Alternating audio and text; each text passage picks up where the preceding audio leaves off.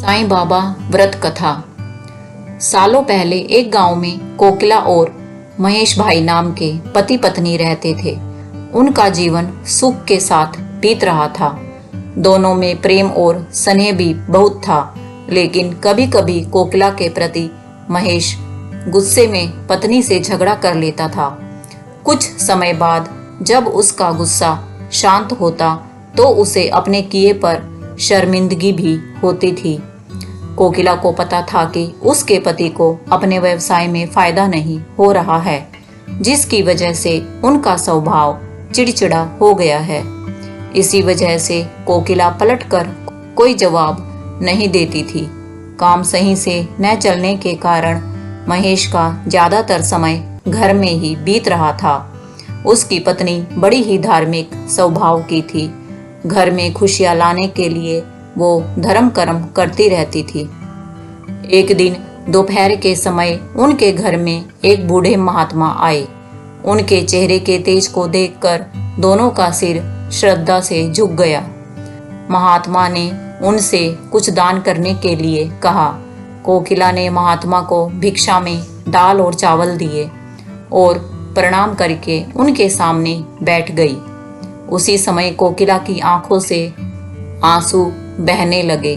कोकिला के आंसू देखकर महात्मा ने इसका कारण पूछा।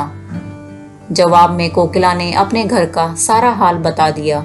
उसकी बातों को सुनकर महात्मा ने कोकिला को उपाय के रूप में साईं बाबा का व्रत करने को कहा। साथ ही इसकी विधि बताते हुए बोले कि लगातार 9 गुरुवार तक एक समय खाना खाकर पूरी विधि से साईं बाबा की पूजा करने से उसके सारे दुख दूर हो जाएंगे। कोकिला ने महात्मा के अनुसार बताई गई विधि से प्रत्येक गुरुवार को साईं बाबा का व्रत किया। फिर आखिरी यानी 9वें गुरुवार को उसे गरीबों को भोजन कराना और साईं पुस्तकें बांटनी थी। किसी तरह से खाना और किताबों का इंतजाम करके कोकिला ने यह सब कार्य भी पूरा कर लिया। जैसे ही यह सारे कार्य संपन्न हुए, कोकिला के घर में होने वाले झगड़े और महेश भाई के कारोबार में आई अड़चनें दूर हो गई। अब दोनों पति पत्नी सुख से अपनी जिंदगी जी रहे थे। एक दिन कोकिला की जेठानी और कोकिला आपस में घर परिवार से जुड़ी बातें करने लगे। उसी समय कोकिला की जेठानी ने उसे बताया कि उसके बच्चों का मन पढ़ाई में नहीं लगता और वो स्कूल की हर परीक्षा में फेल हो जाते हैं। जेठानी की बातें सुनकर कोकिला का मन भर आया।